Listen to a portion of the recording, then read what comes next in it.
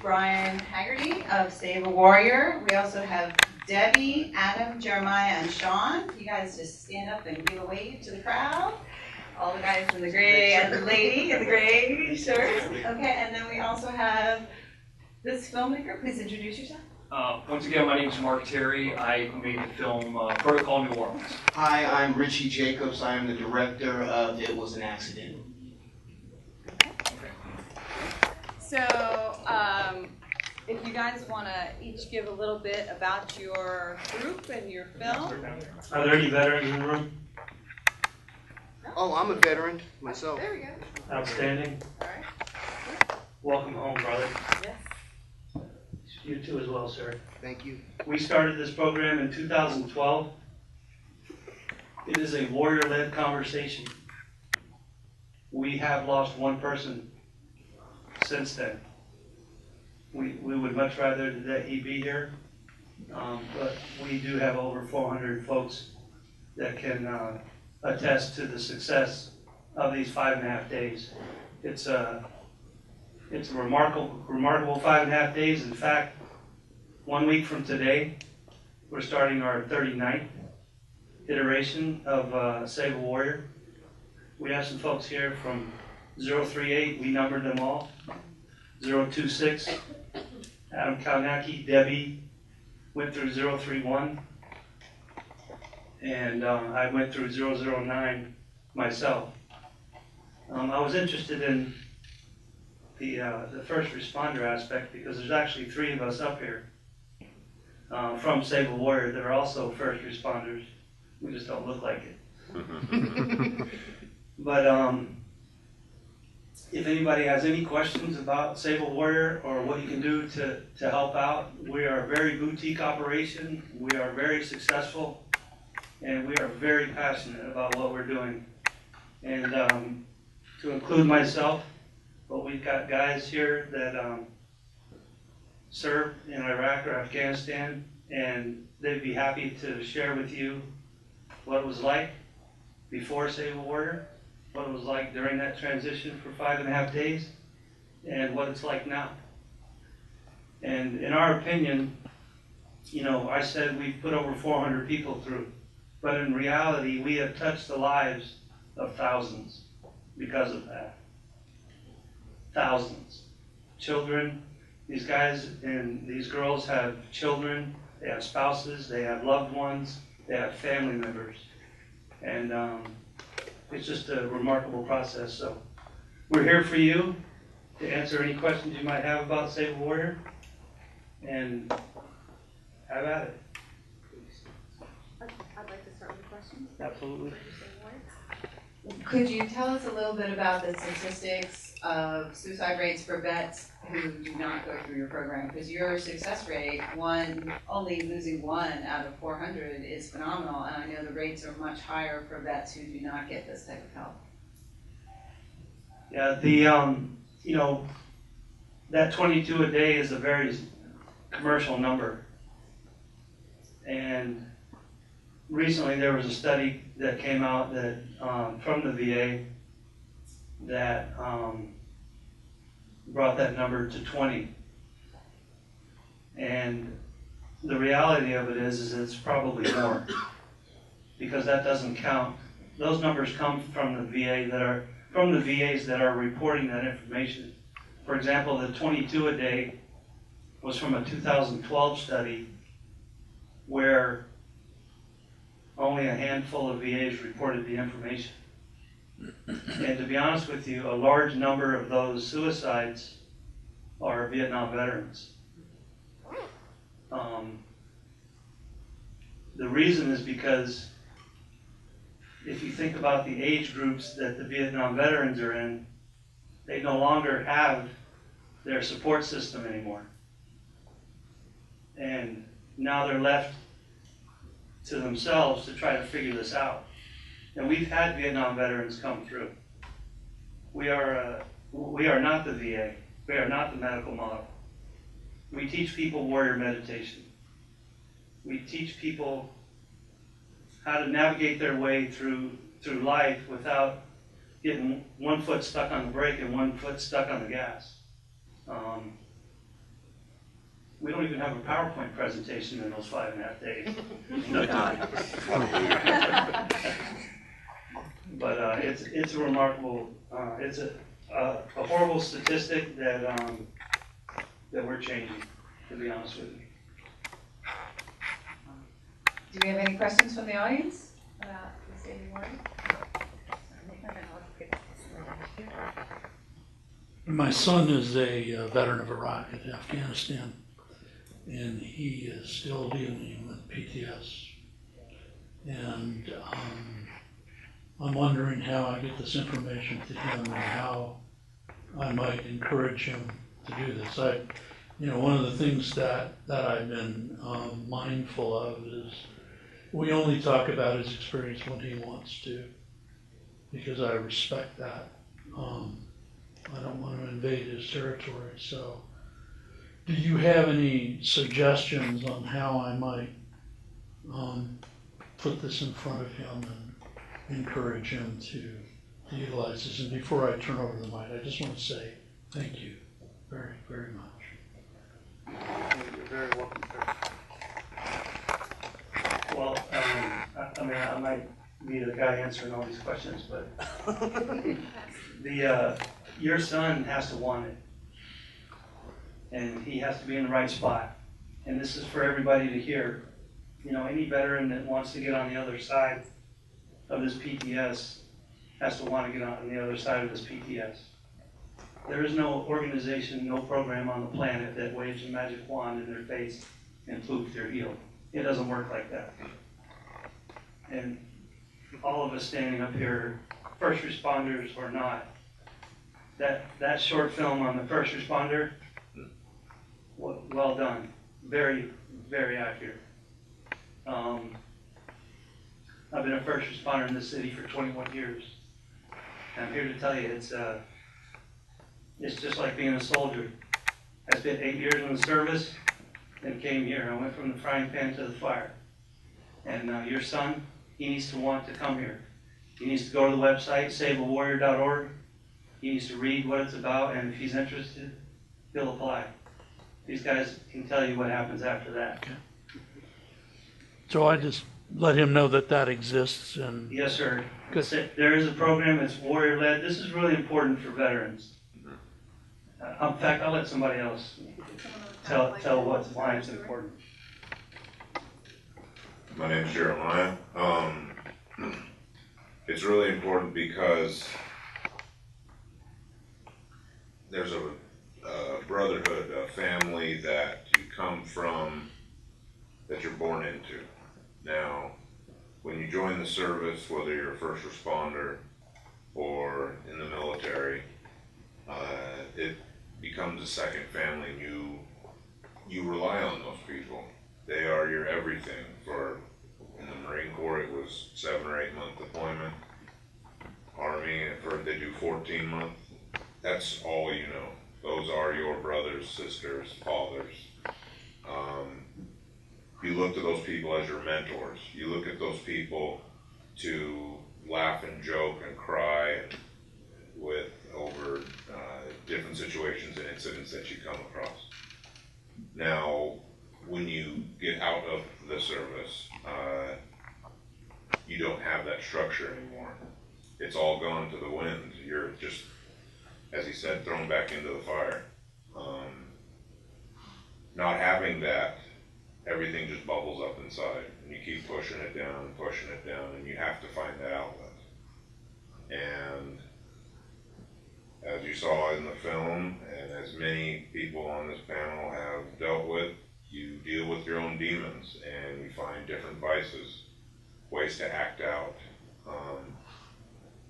Being that this program is warrior-led, it's other people that have been through what you've been through. It's not a psychologist in an office, all right, lay down on the couch. It's nothing, it's that person in the office has no idea. They went to college, they got their degree, nothing against that. No, I didn't do it. But there's no connection. They'll just, all right, well, how was your childhood? but they can't connect because they didn't go through the incidents and the trauma that you went through to get to the point where you are when you walk into their office. And being able to lean on other men in our cohort,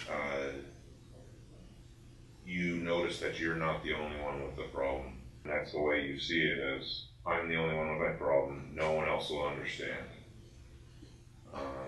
But the way this program offers it to you is unbelievable, for the opportunity to, first off, obviously get to know yourself by getting to know these other individuals.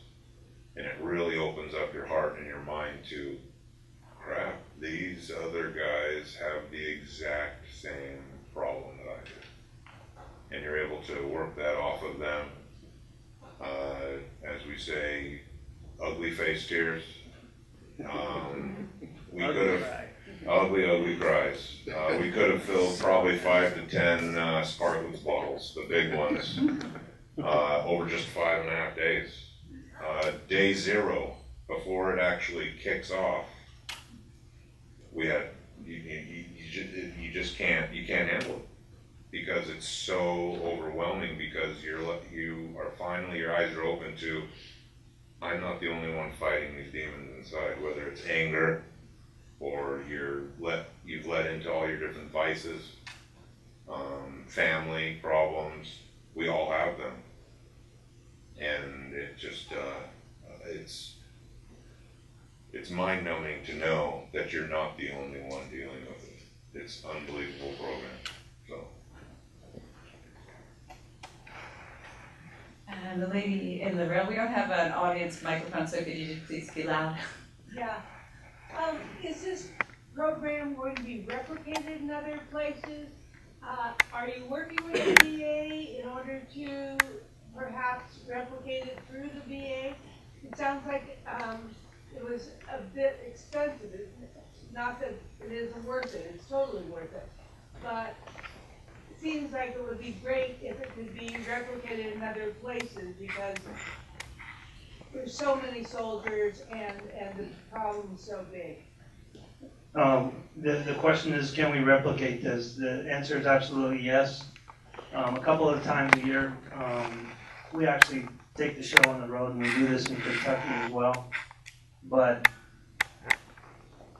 the VA actually sends people to us, but we are not the medical model, so we don't qualify for the same type of grants or funding that an organization like the VA qualifies for.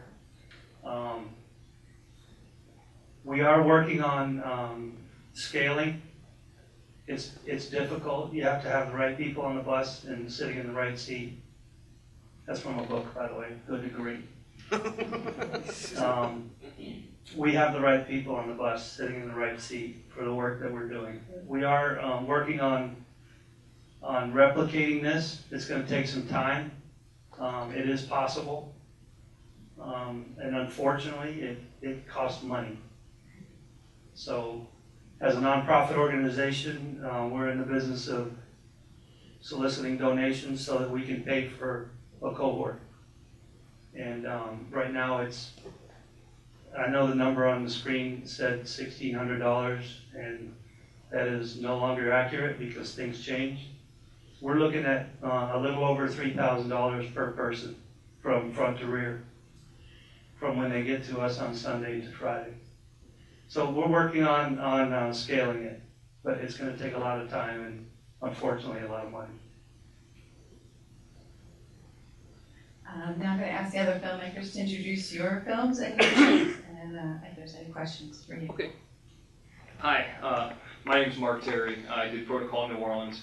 First of all, I gotta say, I am extremely humbled to be here. And that's not just a line. I didn't really fully even know what this film festival was. I'm just gonna be honest. Most of the film festivals I've been in with this films has been, people are talking about getting their films in a red box. People are talking about getting distribution. This film fest, people are talking about human trafficking, the soldiers and so forth. So I'm extremely humbled to be here. being in this film festival, I want to thank Sky and Jason and all the folks too who put this film festival on. They did a tremendous job. They've been here 10 days. With that being said, I can give a tiny bit of backstory about myself and why that leads into this film. I grew up in Florida, but many like you guys, much like you guys. I came to Los Angeles in 2004 to live my dreams as an actor, a director, and in 2012 when things got bad, I followed the film incentive, and I was one of the ones who was a runaway production people and went to New Orleans, and I've been there ever since. When I was in New Orleans, and it's a touchy subject, but there's the largest wealth disparity, I'm going to say it wrong, in any place that I've ever lived, Florida, Los Angeles, and that creates crime. And it's the most dangerous place I've ever lived in my life. That's a fact. And I thought at first, maybe I'd like to make a documentary. I was a little bit of an athlete in high school and college, played college basketball. Let's see if I can, in my mid-30s, join the police academy and hang. And I'd like to do a documentary on that. But I found that had already been done. So why not make a theatrical short film that pays tributes in a non-political way to the police officers? And this can be NOPD, it can be any police officer anywhere. In 1979, Mardi Gras was almost canceled. The reason it was almost canceled is because the NOPD was on strike. Nothing happens in that city without the NOPD. And they have a very difficult job, and in this time, in this day and age, it might be unpopular, but I want to say thanks for doing a difficult job, and that's why I made the film. And so with that being said, I mean, I want to thank all, you mentioned LAPD, and it doesn't matter where they're at. You know, I showed this, and I hope this is going on the internet because I got to shout out to some of the folks in New Orleans. We have been accepted to every single film festival we submitted this film. I'm very proud of that, except for one. The New Orleans Film Festival rejected us. Wow. And I'd like to say, if you're watching New Orleans Film Festival, you can kiss my ass. I'll tell you why. Because they really want to hide this crime issue in New Orleans. They want you to go there. They want you to go to Mardi Gras. They want you to see the Saints. But they won't talk about the tough issues that these NOPD or the state police are facing. Look at the folks in Baton Rouge. You know, all those folks helped me out and they helped me make this film. And I want to say God bless them. Thank you. Thank you to the police officers. Thank you to the soldiers. And if I can make Gotham City or my New Orleans look like Gotham City in my film, that was kind of the goal, and kind of have it in a fun way but still tell the story, then I did my job. And by the way, one last thing, I'm going to pass it down. The New Orleans Police Department did not know I was making this film, okay? At the first shot of the movie, we CGI'd in, it said join NOPD on the sign. We did that, they didn't know it.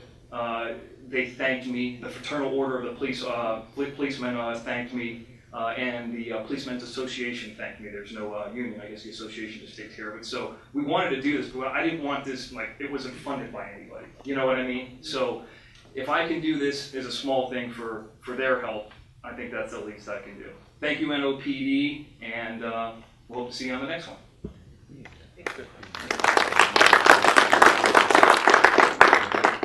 Hi, my name is Richie Jacobs. I am the director of It Was an Accident. First off, as a fellow veteran, I just wanted to thank you guys for your service. And also, you know, I'm kind of going through the same thing, you guys. I've had a couple of concussions as well, being an ex-football player. So for me, listening to your story, it's just now hitting home now. Because some of the issues that I'm going through, I want to go ahead and not believe them. I want to go ahead and not trust them. I want to go ahead and go home and cry and not tell anybody. But now that I'm seeing you guys, I'm going to go to the website and get involved. Because I know that there's something going on and I'm in denial. And listening to you guys and watching the film just kind of slapped me in the face. Because, you know, I guess we all know we can fake it, and I've been faking it for a while. And it's getting to the point where I'm starting to really be frustrated with myself and angry, and I don't know why. Not that I'm gonna hurt anybody or any of that stuff, but you know, I guess the hurting yourself type of issue thing. I've even said it on in an interview recently where I told them I didn't want to be here anymore, and I don't know why. So I just thank you guys for being here, and I feel blessed that my film was able to be in this block because I needed this for myself. I don't mean to be selfish, but I mean I'm just so glad, you know. Thank you. Brian gives the best hugs, by the way. If anybody needs a hug, go to Brian afterwards. Sure. My name's Nancy Alley. We made this film with $200, and I've produced a lot of feature films, horror films, comedies, all above $100,000. So when I first came across this story, I was on Facebook. My friend Mai, who's the politician, she actually had this experience and she decided to share it on Facebook. So I'm Swedish myself. That's where the accent is from, if everybody's wondering. So I read the story in Swedish, and I couldn't let it go after I finished reading it, and I just put myself in the position of the cab driver, and I just thought, man, you know, it's so easy to generalize when things are happening, and you know, we're so conditioned into thinking of things in black and white, where it's me versus him or us versus them, and it just puts us all in a very bad position, I think. So I read it and I thought to myself, hey, you know, I have a camera, I have a lot of good friends, so why not turn this into a short film? So that's kind of where the idea started. I think 2 weeks later, we had shot it, edited it, and it was challenging because I had to let go of perfect sound, perfect picture, and just believe in the story and let the story kind of tell itself. So I had, you know, a group of amazing friends, and the actors came on board for free. The $200 was basically lunch, and you know, and some editing stuff that we needed to do. But that's it. That's all we had. So this short film wouldn't have happened if it wasn't for, you know, the goodness of people's hearts and people actually believing in the story and you know, the importance of telling it to other people. So yeah.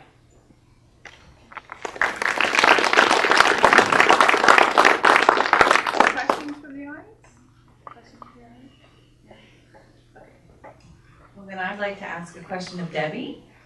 If you could just relate your experience as a female veteran and how the Save a Warrior program has affected you, maybe what you experienced coming home, and then how it's changed you.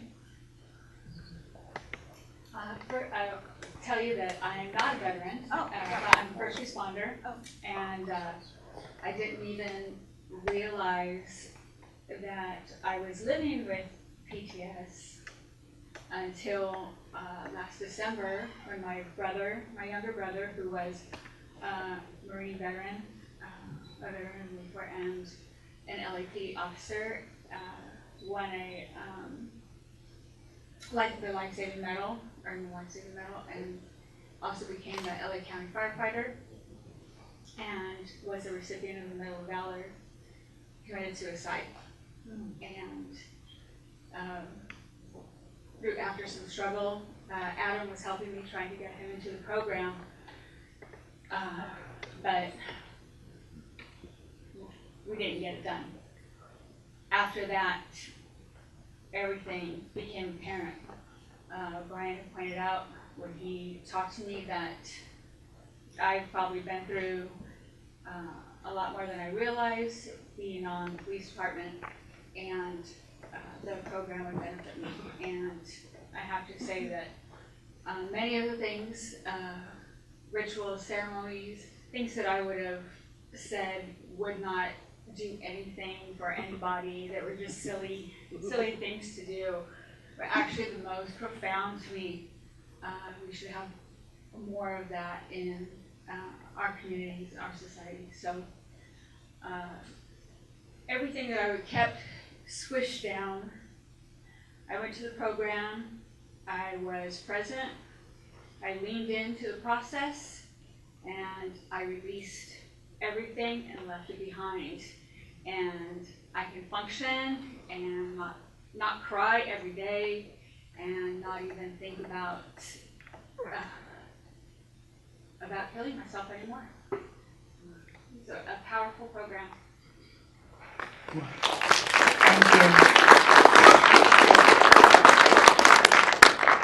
One last call for questions. I was just curious, for the people that complete the program, do they ever ask to come back and do it again? Or are there any like follow-up stuff? I mean, I realize you guys create like a community, but how does that work once you're done with the program?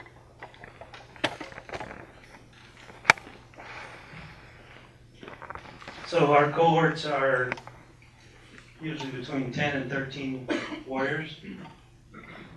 And we do put them in a relationship with themselves, with each other, and they are reliant on each other when they go home and the wheels start to fall off some days. And we do encourage them to reach out to each other. They reach out to Save a Warrior as well. Sometimes they come back. We've had 12 people come through again, somewhere between 10 and 12 over the past 4 years. Usually because they weren't in the right frame of mind when they came through the first time. And after realizing, after they went home, they were able to reflect enough about what we were showing them in those 5.5 days to realize I didn't give them my all. I wasn't authentic, I wasn't vulnerable. And they reach out, and we have taken people through again. But there is no major organized aftercare, if you will, put on by Save a Warrior.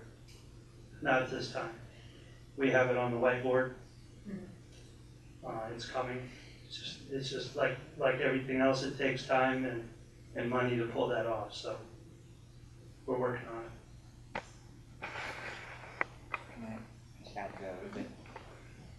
As far as aftercare and what he talks about us coming together as a group and taking care of each other, I met these guys 5.5 days.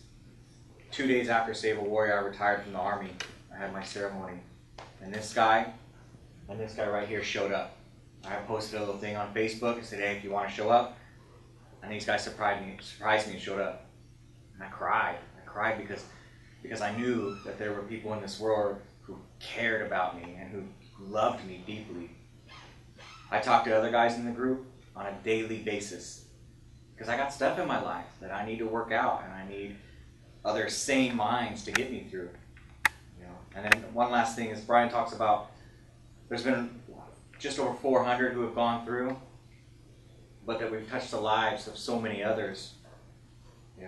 I've got a little boy. He's 6 years old. Every night is insane getting him to go to bed. It's insane. But with him alone, I'm not kidding. Since I've been home, I can't get into what meditation is with him and what it isn't. But we can take a deep breath together. And before we go to bed, man, we take 5 deep breaths together, because that's one of the things I learned. And it gives me pause, and I can make some good decisions. And now he's doing that. He reminds me, Dad, let's take our deep breaths. And he goes to bed every night without an issue. I hope it continues forever. One day at a time, brother.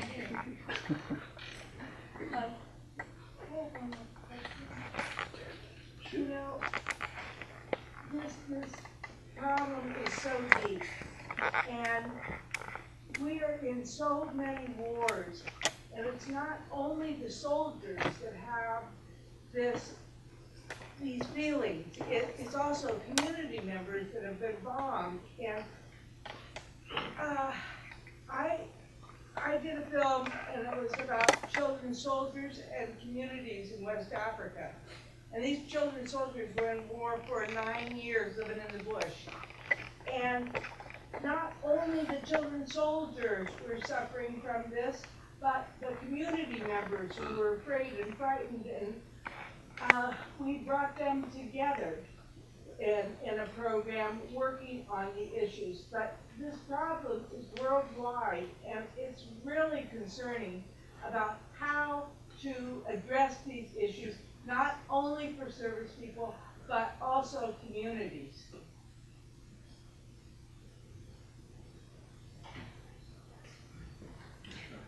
So forgive me for not being able to articulate the question out of that.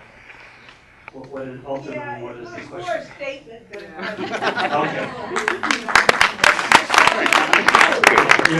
We 100% agree with you, by the way. But we're gonna just start right here with the Warriors. Because that's what we know, and we're definitely not large enough to take on the community problem. I will tell you that the Warriors, like this man right here has a law degree. And he was ready. I'm not telling him anything he wouldn't tell you himself. He was ready to call it quits, 100%. He's very, very, very compassionate. He's very articulate and has a ton to offer. And he's already making a difference in his community. So everybody here that's been through Save a Warrior, they reach out and they touch one person at a time within their community to do their best to pay it forward, to live a life of service to others. You know, Save a Warrior is about three things. It's a secular spiritual initiation to inform a daily practice in service to others. That's it. It's just that simple. And that's what we're going back out into our communities and doing. So we're not just touching the guys in our immediate families. We're doing our best to touch anyone who will grab onto it. Thanks, Brian. Thank you for saving my life, by the way. I think the comment that the lady up here made ties in with Richie, with what you shared with us, and then, sorry, I didn't catch your name, but great acting job. The problem of post-traumatic stress touches not just the individual that's in the traumatic experience, but everybody that they come in contact with. And so I just want to ask if everybody here that knows somebody that may or may not be struggling with post-traumatic stress, just tell them about the website, saveawarrior.org, and direct them there, because maybe just all of us raising the awareness, 22 push-ups a day is really awesome and everything because it's raising awareness, but we got to start getting the message to the people. And like Brian said, when I got to Malibu in May of this year, about 153 days ago, I had tossed in the towel on life. I was strung out on cocaine, methamphetamine, alcohol. Alcohol wasn't working, so I was just doing as much drugs as I could get my hands on, but I couldn't do enough drugs to get or to stay high. I didn't care about life, but I was too scared to commit suicide. So I was like the gentleman you saw in the car, or in the film, driving around with a pistol in my lap and an assault rifle on the back seat, just waiting for that final confrontation. And luckily for me, that day didn't come. I got lined up with these folks. And in 5.5 days, I came out the other side with what I didn't realize I was missing, which is a new sense of purpose. Because for the last decade of my life, I didn't have a sense of purpose of who I was in the universe and why am I here. And this program helped me to have that. And now every day I get up and do something to try to pay it forward. So brother, I would love to talk to you afterwards. Sir, I'd love to talk to you about your son and maybe if he's not ready to come through the program, how maybe we can kind of give him a little bit of nudge. But I just ask everybody, just check out that website if you know anybody that could benefit from this program, because 22 a day, it's way more than that, because they don't even count 120 days after separation. Probably off my still long now. By the way, DeLon Beckett and Garrett Combs are doing great. DeLon lives in Colorado now with his family. He's doing phenomenal. Garrett's in the film industry himself. He's doing phenomenal. And I want to tell you, I want to acknowledge anyone in this room who has a loved one or a relative that is struggling with PTSD. If you are the recipient from a family member's perspective or a friend's perspective, I want to thank you personally from everyone up here for hanging in there. It's not easy, and it's tough. Thank you for standing by those folks And just tell them who we are. You know, if they're interested, they'll come to us if they're ready. Because this work's not for everyone. It's hard to get the wheels back on the track sometimes, right? But it is doable and very successful. And if anybody wants to hit any of us up after this, then we're here for you. Thank you so much. I'd like to thank all the members of our panel. Can we have a round of applause?